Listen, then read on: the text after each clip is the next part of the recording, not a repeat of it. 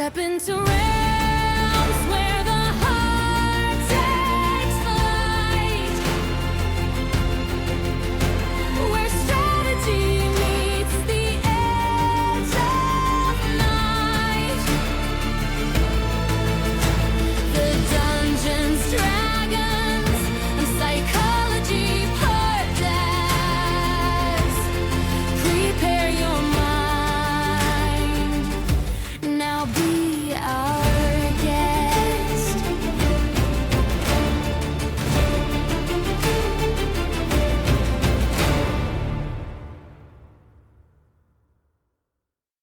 Welcome to the Dungeons, Dragons, and Psychology Podcast. I'm your host, Robert Walker. In today's session, I'm joined by Kelly Kupris and Laura Templeton, the creators of Homebrew Coffee & Co. Welcome to the show. Hi, thanks for having us. We're happy to be here. Yeah, I'm very happy to have you on. I am currently enjoying a cup of your Dragon's Breath Orange Dark coffee right now. It is excellent, by the way.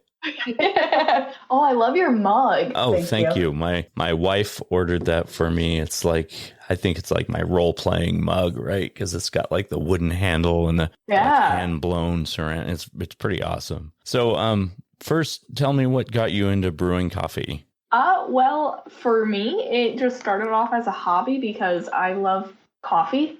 And honestly, I got tired of the stuff that was on the shelves at the stores, or I got tired of paying $6 for a cup of coffee at some places that can't be named. But I mean, honestly, yeah, I got tired of that. I felt like that I could do a much better job myself, and I found out by roasting my own coffee at home, and it's improved my mentality, my own gut health, honestly, and the taste is just far superior than anything I could get. So started off as I just wanted to be better at coffee, and I did. I saved a lot of money doing it. Yeah. Honestly, yeah. Fair. Awesome. Yeah. And then I personally didn't get into, roasting my own coffee until I met Kelly. Because I actually, when we met, I wasn't even drinking coffee anymore. I had cut it out because the stuff I was drinking, it contributed to like night terrors for me. And it just didn't, it gave me a lot of like mental fog and like all of that unpleasant stuff. So I just kind of cut it out, and I felt so much better after doing that. But I don't experience any of that with the fresh roasted coffee. So yeah, she got me into that. So now you're a convert to the homebrew coffee. Yeah. Yes. Homebrew is the name of your company. Your O is an icosahedron, better known as a D20. And it seems that all of your flavors are themed towards D&D or tabletop role-playing games. Is that accurate? That is. Yes, that is an accurate statement, Robert. So what got you into merging coffee with role-playing games? So, funny story. It actually started off as I was just giving it as a gift for Christmas to the people I play with, because most of them like coffee, only a few don't, but they have like partners that do enjoy coffee as well. So I just roasted it, and I named like the bags out of our characters and inside jokes from our campaign and stuff like that. And so it became like a Christmas gift because, it gets expensive after so long. And then you actually looked at me at that point. While she was doing all this, and I was like, "Hey, babe, this is a business, right? I'm a big entrepreneur. I'm like a serial entrepreneur. I have been for years now. But I just see an opportunity, and I'm like, wow, yeah, that's what you're doing right now. The world wants." So, we just kind of explored that because I know that, at some point, one of Kelly's goals was to have her own coffee shop in the future, right? Awesome. And I was like, why wait? Wait. Right? Like the idea is right here. And you make an awesome product. It's so delicious. Thank you. So one thing I always like to ask anyone who's on the show is a little bit about their role-playing history. So I'm curious when you first started role-playing or how you got into it.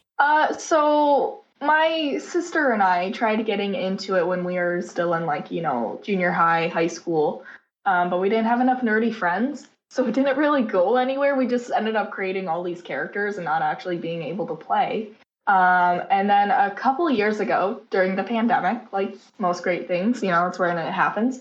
One of my friends decided he wanted to DM a group, first time DMing, and so he asked me if I knew some people, and that's how I got into it. It was really when COVID like first hit, and the lockdown happened. Everybody had all this magical free time, and then I fell in love with it ever since. And I'm in 3 campaigns currently right now. Great, that's a lot. Yeah, it is.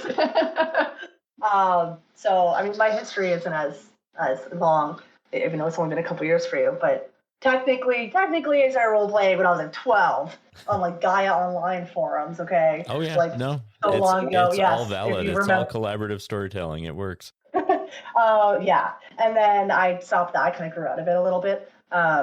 Did other things, and then people have been trying to get me into D&D for a couple years, and Kelly's been the only one to be able to do it. Yeah. So really, my first ever campaign that I've been in started at the beginning of April. So that really was when the beginning of my role-playing kind of experience started. And yeah. And you're doing great at it. Thanks. So nervous, but she had nothing to be worried about. She's a natural. You should have heard her on the one shot we just did. She was already doing like voices and That's everything. So it sounds to me like Kelly gets you into coffee. She's got you into role. She's very much an enabler. It sounds like to me. She is. Oh wow! Wow, that's yeah. I guess I have never noticed. You introduced me to your passions, and I adopted them. Yeah, because I love you. And then I put the marketing expertise behind it and fueled it. That's where I came. It's like it was meant to be then. Yeah. Yes. So do you have any favorite moments from games that you've been involved in? Yeah, honestly, there's been a couple favorite moments. And this one might, it's very, very bittersweet. It was our first TPK as a group, and we knew it was going to be a TPK going into it. Like, our DM was very nice. He was like, it's like 50 people. They're way above your level. Are you sure you still want to do this? And, we were just stupid, and one of our players who was a fighter who, always went head first into everything, was like, yeah, no, this is like my arc of my story. This is where I'm going. And then the rest of us are like, yeah, no, we'll follow you into battle, man. Wherever you go, we go. And then we all died. So it was a great learning experience. It was just funny. It's one that we often, talk about. It's like the valiant charge right into the maw of the enemies. It's interesting. I just did an episode on the psychology of character death, and I talked about how important I think having those moments really can be, because I think that in so many ways, role playing is helping you practice real emotions or real things in life. And I know for the two of you, you run a Discord server that's all about mental health. Can you tell us a little bit about that? So our Discord server is the mental health is definitely a component to it for sure. One of the main components. Yeah, it is a pillar to our community for sure. I think mostly because one, we've worked really hard to create a safe, inclusive environment as part of our Discord, and we've made that very clear to our members. And we have a mental health channel that is probably one of our most active channels on the Discord. We have people hopping in there every single day doing something daily, right? Whether that's sharing music that they like dancing to and they think everyone should dance to because it makes them happy, or sharing a quote that they like, or reminding people to simply drink water, eat some food, and take your medication. And those types of things, those constant reminders, I think they really strengthen our community, honestly. I love it. We had someone come in wanting to vent, and then they read just a bunch of those things, like those daily reminders. And they're like, I don't even know what I was upset about anymore. Like, this was just great. That's really cool. I do believe, and I've always been a strong believer, that role play is a very strong component of therapy. And for me, anyways, and I've always used role playing as a method of stress relief. I mean, for one, it's just a good time to be with your friends and have a lot of laughs and let go of the things that are bothering you during the week, right? But absolutely. How have the two of you incorporated role play into stress relief or mental health? Yeah, so for me, and I've talked to my sister about this because it's kind of true for her too. Her and I both work in the medical field. I'm an ER nurse. She was in residency school, now just recently graduated. We play in the same campaign together. And, when we started was during like the height of COVID, when everybody was the most freaked out. I working in the ER, I not only saw a lot of, horrible stuff that happens every day that people can only imagine or see in the movies, but just the stress of the unknown of the COVID side of it was a lot of uncertainty, a lot of extra stress, a lot of, I don't sleep at night because of it. But when I play D&D, it's an escapism, honestly. You just get to go away for, your 2 to 4 hours of your day, and you just get to focus on that. And then it became something that I would think about, throughout the day, and I would actually find myself getting happy and enjoying these thoughts about building my character and talking to my DM about, what this character will do for that. And then I've even adapted like journaling to sessions to be a thing for me to help, cope with like character things, and then like integrating it into kind of like a real life thing, because I put a piece of myself into each of my characters. So to be able to kind of do that journalism kind of thing kind of helps. We'll be right back. Hey, Cyclithids, if you love the Dungeons, Dragons, and Psychology podcast and want to help keep it alive, there are a ton of ways you can support the show. Join us on Patreon for exclusive content like NPC character sheets, early access to new products, and even first looks at DM's Assistant app. You can also grab gaming-inspired merch on the Etsy shop, Games for Games, or pick up one of my books, The Player's Handbook to Real Life, or Session Zero, the DMG to Writing Great Campaigns in any system. And even if financial support isn't in the cards for you, you can still help by sharing the show, leaving reviews, or introducing new players to our community. Links are always in the show notes, and thank you for being the heart of our adventure. Yeah, okay. So for me, I think, I struggle a lot with my mental health personally. I have OCD and borderline personality disorder, and just like all sorts of stuff that I have to deal with constantly. And I think for me, like, one, yes, D&D has helped, but also not just like role playing in general. Like, yeah. I'll speak to the role playing in therapy, for example. Like, I've done that, worked through different scenarios in a role playing situation with a therapist, and that type of stuff helps. And I think also just doing it with your friends, especially, initially I was very nervous.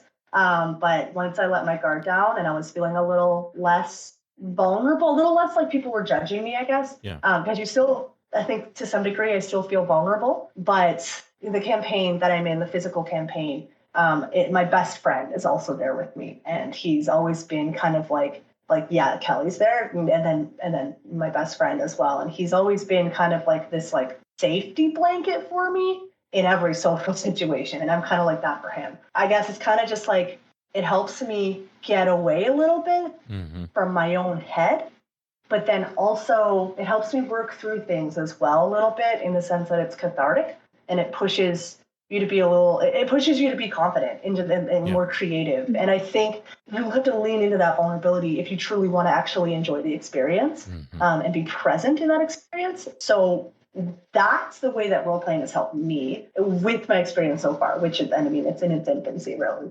But just pushing me to kind of be more confident, I think, and leaning into the vulnerability and kind of just getting silly with it, or whatever I need to be in the moment.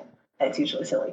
But so I think that's the way that it's helped me personally, if that makes any sense. Oh, absolutely. I 100% preach the concept that role-playing in tabletop role-playing games, or online, or just two people role-playing face-to-face with each other without dice or without pencils, whatever it is, I firmly believe that you're practicing how to have strong emotions and how to deal with any crazy scenario that might show up in your real life. And even if we're doing it in ways that are out of this world, or don't make sense because we don't have magic or whatever it is, it's really the story and the narrative of the character's experience that is what's important. And that's the part that we're connecting to. We're connecting to these representations of ourselves, or of the things that we're trying to deal with in our lives. And then we're using the game as a way to practice those emotions, so that when we have stressful or traumatic experiences in our real life, we've at least had an opportunity to work through them in some way. And I think I think that's why it's so therapeutic for me is it's just like, I mean, I've been gaming for 25 years now. So I like to think of it as I've had 25 years of practice on how to live life. I like that. That's great. Yeah. It is kind of like you're just putting on a different persona, but you're still you. Yeah. Ultimately, you're making the decision, but then you're being pushed to make decisions that you wouldn't necessarily make.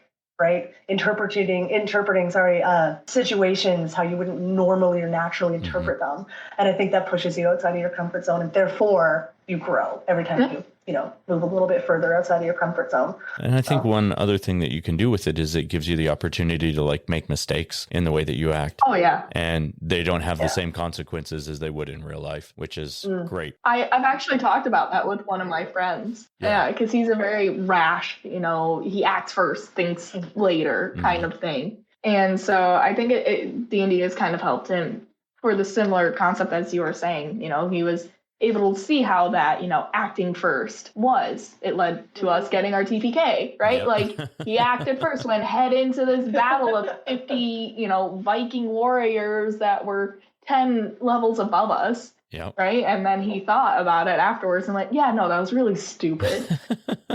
But yeah, you don't get the same opportunity in real life to go back and be like, oh, maybe next time I don't run into 100 people and start a fight. One of the other things, especially in terms of stress relief, there's some adaptive stress reactions that are really healthy. And I think they're very correlated to role-playing games. And most specifically, engaging in problem solving is one of the ways of dealing with stress. And that's such a huge part of role-playing games is you're almost always trying to solve a problem. So I think that aspect of it is just like so ingrained in the process that it becomes just like a natural healthy coping mechanism for stress. Anyways, this is one of my other random thoughts. It's very sound. It makes sense. I mean, I've thought about that too. You look at things in a different way than, you normally would. Maybe you have more time to think about it, or it's the fact that it is a game and, it's not going to have consequences in real life.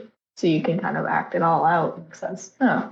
I was just trying to think of some of the skills or some of the situations in a game that the characters have to deal with that might correlate with your real life. And I was just trying to kind of come up with an example of them for me. I don't know if maybe either of the two of you have any scenarios that are kind of like that. That correlates in real life from my character? Yeah, like an experience that you've had in game that you could then look at your real life and say like, oh yeah, that's kind of like this moment of life. I mean, I definitely think in character death is one that I hit on recently where you're going through this suspended disbelief and experiencing all these emotions, even though it's a story, right? It's fake, but you're still letting yourself be emotional and have an attachment to a character that dies. And even though it's not to the same degree or the same profound level, when you have some sort of loss or some sort of trauma in your life, you at least have worked through those things and there's still good times after, there's still laughter that happens after trauma. There's still all this stuff that can happen that's good after really hard times. And I think that's another thing that happens in role-playing games. You do have character death and difficult emotions and really stressful things, but then there's always laughter later and there's always fun and it's a good time. And I think it's just kind of a reminder that, when hard stuff happens in life, there's going to be laughter that's down the road and good times ahead of us still. Oh, and you still have your party members with you, right? Like your friends, those people that will always be there for you no matter what. And in game, do they kind of have to be there? Yeah, kind of, but it's true in real life too. Like I can rely on all of the people I play with in one way or another. Yeah, I think that's true for me too. Like 4 hours a week with each other, Right. Yeah, and you do build relationships where you kind of get to see the inner workings of people's mind, right? Like you see the way that they approach situations and the way that they solve problems. Yeah. Playing D&D definitely get a good sense of people. Like I think so. Yeah. I played with someone who was cheating on D&D, and I went, "Wow, what do you do in real life if you cheat on D&D?" That's a great point because I've run across a scenario like that too, where, they're rolling the dice and then they're not adding the numbers up properly. Yeah. And it's like, but what's the point? Like, the dice are part of the story. Sometimes things work out and sometimes they don't. That's all part of building the story together. So what's the point, right? Sometimes it's funnier too. Like if you roll a natural one on something, it makes it more silly and funny. Oh my gosh, yeah, absolutely. Well, like if you, I don't know if you've watched the show Vox Machina on Netflix, but like the big critical fumbles that they had in the show, they put into the TV show. And man, those are some really funny moments.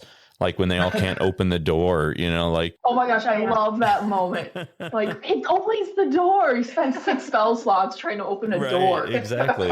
And those kind of things stick in your mind. So it's not just all about... I hate the concept of trying to win at D&D, right? It's like, I'm trying to win at reading a story. That's not how it works. You just want to get through the story and enjoy the experience. Yeah. Which I think is a better way to go about it. Oh, absolutely it is. Like, why lie about it? To me, there's just no point. And it really speaks volumes about somebody's like own morals and like their own ethical values if you're lying in a game. Mm-hmm. Yeah, that makes sense. I think this is like back to how role playing kind of relates to my life or anything. I don't know if I have any, concrete examples of that when it comes to D&D, but maybe I do, and I just haven't reflected on them enough. I just feel like I have only played a couple sessions. But I know that like the most fun in any of the sessions so far was when I got up to no good with my best friend. Yeah. Right. Which is very like us in real life. So, and then like I realized in that moment that I wasn't even being like how my character would. I was just doing what my best friend needed help with because I love him. Right? And it ended up being like the most fun because we just like got up to shenanigans. Oh, it was funny. It was. Yeah. And it was silly. And the rest of my party was like fighting the actual bad guy. And then my best friend and I were hiding in a bush, scoping out this house and then breaking in, pretending to be guards. Like it was just so silly, but it was very us. And it made me feel honestly like just really happy. Yeah. I think it just reminded me of like all the real shenanigans him and I used to get up to back in high school, which is when we actually got into trouble. But now we can do it in D&D. Yeah. And it's all good. Nostalgic, and it lets you have the opportunity to do all the shenanigans that you wouldn't really attempt in real life, but still kind of have the experience. So no real life consequences to the silliness, right? Yeah, the adventures that we want to go on. So how much do you think? I know there's always been this the adage of laughter being the best medicine, and I always find that in a good D&D game or any other tabletop role-playing game, there's so much laughter around the table. And to my point of view, I think that is a big part of why it is so therapeutic, is because despite everything that's happening in the story, you spend so much time laughing over really silly, ridiculous things. And I think that just eases the weight of the world off your shoulders. Oh, absolutely. I completely agree with that. I think laughter, oh my gosh. I lived with depression for so long. It's in like remission now, thankfully, but for most of my life, like 20 years. And I found literally, I just had to teach myself that like in those moments, like when I was going through depressive episodes, that like the only way I was going to get happiness was in tiny moments whenever I laugh or appreciate something, really small. So I just started teaching myself to laugh at like the smallest things, but like to put all my laughter into it. And I genuinely believe that helps me so much. And then it continues to help me. Like I still struggle with my OCD a lot. And so, when I'm having like a flare up, I guess I can call it, when things are harder than usual and in a certain week, D&D does help me getting together with a group of people and just being silly and just laughing and goofing off. And like, 100%. It's almost like a reset button. Yeah, that's a good way to say it. I agree because I don't think there's maybe in my 25 years of gaming, there's maybe a couple of sessions I've been at where I haven't laughed, but overwhelmingly every time I'm getting together with my friends, something is said or something is done that causes an outburst of laughter all the way around the table, and everybody, just falls apart all over them. And half the time it's not even in game, right? It's some silly joke or something that we say out of game that relates to what a character is doing. And it just man, it just like changes the whole mood of your week. And I think you crave getting to session every week. Mm-hmm. And I think the same way you're like, oh, I really need to see my therapist. I definitely have like that same kind of correlation. Like, man, I can't wait until Thursday night when I get to get around with all my friends and we get to laugh and have a good time, and just definitely a reset button. I think that's a perfect way to say it. That's a really good way to put it. Okay, so let's move on to tricks of the trade. Okay, I have asked my guests to come up with a couple of ideas of how to roleplay when you're feeling stressed, or how to use roleplay to deal with stress. So these could be adventure ideas that would be therapeutic in nature, or ideas for elements you could put into the game that give you some feel-good moments or laughs, or even memories from your own experience. I have a couple of my own as well. I'll go ahead and share one of mine first if you like. Oh, go for it. Okay. So my first idea is taking the time to discuss situations during your session 0 that your players would like to address. Literally ask them if there's anything in their real life that they're stressed out about, and they want to have an element in game that would help them work through that. I haven't seen that much, but I really, really love the idea, especially the more that I'm getting involved in psychology. I think it could be a very powerful tool for making your games a little more important to your players. Oh, very I much. like that. Yeah. I think our DM may have asked us if there's anything that we should avoid. He Yes. did, yeah, right before we, and I really appreciated stuff like that. Like, he just straight up was like, hey, I want to make this as safe as possible. Is there anything we should avoid? And if there is, just put your hand, like, if something's happening, put your hand up, tell me. You know what I mean? And we'll stop. I'm pretty sure he said that, right? I think so. I think that's it. I have heard that one idea. talked about before. You're right. Yeah, I've had that say, is there any situations that make you uncomfortable, or is there anything that you're not okay role playing or acting out? How do you feel about situations that involve characters being intimate with each other? Like, definitely, those are very good questions to ask and have a good conversation with your players about. But yeah, I think this just take a little bit further and say, on the other hand, is there also anything that you would like to address, or a situation you would like to work through that we can put into the game? I like that. I think that's great. That's a great idea. I mean, the only thing I could come up is, like, I was just thinking, what I know would help me in any situation is to be in a room with, like, animals. I could probably get in this, let's say D&D, I could just talk to animals and we could just have a good time. You know what I mean? Yeah, all your characters have an animal companion.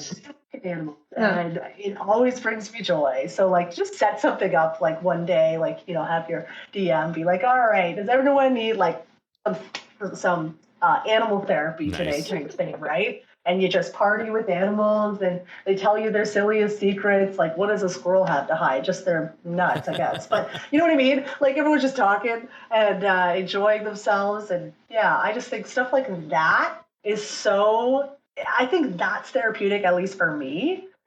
Just because, like, animals are very therapeutic in general, I think, for everyone, right? Like, they just, in a very general level. But yeah, that was kind of the idea that I had kind of pop into my head there. No, that's it's awesome, very, actually. Yeah, it's very niche, but it's the idea that I had popped up in my head because I was like, oh, I kind of love that. It actually fits in really well with the campaign that I'm playing in right now. I'm playing a character who's had like 5 character deaths. It's just tragic. And each time he comes back, he's just more and more depressed about life because he keeps seeing like all these dark events on the other side. And so one of the other characters befriended a pseudo dragon. So now he has an emotional support dragon that travels around with him to help him with his depression. So it is kind of that animalistic kind of idea where you're talking to other creatures and just finding like that lighter side of life, I think. Yeah. That's so cute. It's pretty adorable. For me, my DM, we tell him whenever we're having like a worse day than normal or something extra tragic happened to us, like freak of nature kind of accidents, we tell him, and then he purposefully tries to put something in that night session to make it a little bit better, whether that be, an extra moment of RP, a silly NPC that we meet, or, a weird encounter. And, he tries to bring that whole laughter as medicine aspect into it, or he'll give us something to fight. It might be something small, but, sometimes what you need to do is you need to, kill someone if you have anger or Smash something. something with a hammer. That's right. Yeah. So he'll try to bring some of that aspect into the games, and then we leave the session going, "Oh my gosh, that was so needed." I love that he asks before the session. I think that's a great. I mean, it's a great DM to bring real life perspective into it, and then let you work through it in game. I love that idea. That's really great. He's a wonderful guy. The last idea I had is because we've already talked about it a little bit, is laughter being the best medicine, is to set up an in-game scenario that's meant to just raise the roof in terms of laughter, like having a scene where your players have to like stand up and perform jokes. Like maybe they have to do a talent show that's stand-up comedy and make them actually stand up and tell some jokes or tell a funny story as part of a scene in the tavern or something. I just thought that would be a good way to get everybody laughing and everybody involved. Oh, absolutely. That's wonderful. I still remember from just a couple weeks ago, Kelly's campaign that she was in, or that she's in, and they all drank something. Oh gosh, cactus juice or something. Numb tongue. Numb tongue. They all drank like this cactus juice, and I got numb tongue, and then everyone was just talking as if their tongue was numb, and it was very funny, hysterical. Yeah, it was. I was sitting here I was dying of laughter next to you. It was great. I was like, "Oh, keep this up. Let's go." It was wonderful. That's great. Oh my gosh! It was really great. It was really funny. I might have to steal that for one of my campaigns because that seems awesome. Oh, it was just hysterical. Like we couldn't even get through a sentence sometimes without like just laughing. Oh, perfect. That's a perfect example. Thank you so much. I forgot all about that. Yeah. Well, I want to thank you both so much for taking the time to do this. But before we go, there's just a couple more things I wanted to ask you so that the listeners can get in touch with you and try your products. And first, do you have any other projects in the works currently? Yeah, we actually, in June, we have someone who's sponsored a roast. So we're going to have a limited time only roast. And it's named after like his brand. He named it. His brand's going to be on there, all of that. Yeah, I'm excited for that. So that's going to be really cool. And then we also have like a June-long giveaway where basically we're giving away dice and minis and a journal and some, hopefully a dice bag. We're waiting for that. But hopefully all that lovely stuff. It is a dice bag. Yeah, dice bag. But yeah, so we have we have multiple sets of dice and we have like a lot of minis. So we just got lots of stuff to give away. And it's a not very traditional giveaway in the sense that you can enter by buying coffee basically, and if you get something in your package, then you won. Oh, that's so fun. Yeah, I'm excited for it. It's going to be awesome. It should be a lot of fun. We've gotten a lot of different creators together for it, and it was honestly a really great idea, and I'm glad that they thought of us to get involved with. Yeah. Oh, that's so cool. So where can everyone connect with you? Where can they buy your product? So you can connect with us through Instagram. That's at Homebrew CCO on Instagram, or our websites. If you would like to purchase some coffee, get some coffee for yourself. That's thehomebrewcoffeehouse.com. Discord? Yeah, Discord's a good place to connect with us too. And from there, I mean, really, once you find our Instagram, you can find everything. Yeah, once you find one link, you find us. Yeah, but our Discord is open for everybody. Promote yourself if you're a creator. We do cool one-shots there. We just did our first one-shot that we built. The community built it. You can help us name things like new roasts. And help us design our business cards and come up with cool things because we like to involve our community. It's very important to us. That's fantastic. Is there any particular roast that is your favorite or that you would suggest for a first-time buyer? Oh, that's a great question.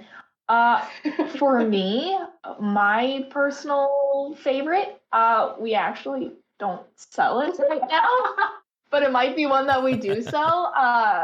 What we do sometimes is, if we're not sure if it would be something we want to put out for people to buy, we'll just buy like a little pack for us, roast it and try it. And then we're like, okay, yeah, in the future, like we'll bring it on board. And that's one of them right now. It's like a milk chocolate caramel kind of flavor. I love it. That sounds really good. I would say well, I can tell everyone out there that the Dragon's Breath Orange Dark Brew is phenomenal. So I would definitely recommend that one. Thank you. Our apple brown sugar is very, very popular. I think it's our most popular roast. So that's definitely one to try. And the other one that I love, I think it's unique. I like the taste of it. It's our baking spice roast, and yeah, it's just a really cool flavor. It's just like nothing I've ever tried before. It's baking spice, peat moss, and light chocolate. So it's very earthy, and I quite like that. Yeah, that sounds like something. Yeah, I would that really one's like. a limited time only, but we still have quite a bit left. So decent. Awesome. Okay, anything else before we sign off here that you want to share? I don't know. I feel like there is, but I can't think of it right now. The fact that we're half in Canada, half in States, so prices may vary depending on where we are. Yeah, everything's always changing with us. I'm in Canada. Kelly's right now she's here in Canada, but she is American. So we live half here and half in the States. So sometimes shipping is cheaper for Canadians and sometimes shipping is cheaper for Americans. It really depends on what time of year you order.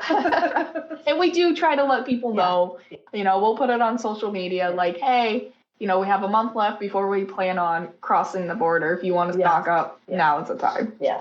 Okay, well, that brings us to the end of the session. A huge thank you, Kelly and Laura. Your coffee is amazing. I cannot stop saying that. I've been drinking it like almost every single morning. So expect another order from me very soon because I'm very close to out of it. So if you like this episode, please check out their products and also subscribe to the podcast. Check out my book, Session Zero, the DMG to Writing Great Campaigns in Any System. It's available on Amazon, and there's a link in the show notes. And feel free to send me an email if you have any suggestions, comments, or ideas for future shows. The address is all one word, dungeonsdragonpsychology@gmail.com. Thank you both, and we'll see you all next session.